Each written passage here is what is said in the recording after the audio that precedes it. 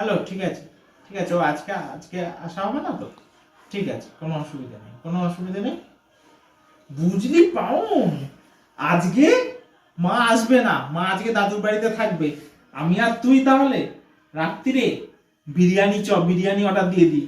আমি বিরিয়ানিটা খাবো, তোকে বিরিয়ানির সাদা ভাত আর একটু আলু দিয়ে দেবো, ওই দিয়েই ভাত আর আলু সেদ্ধ। মাকে বলবি না, চুপি চুপি খেয়ে নেবো আমরা দুজন, ঠিক আছে? টিক্কা টিক্কা টিক্কা টিক্কা টিক্কা টিক্কা টিক্কা টিক্কা টিক টিক্কা টিক্কা টিক্কা টিক্কা টিক্কা টিক্কা টিক। বুঝলে? তাহলে আজকে ওই খাওয়া হবে আমাদের, ঠিক আছে? মাকে কিন্তু কিছু বলা যাবে না।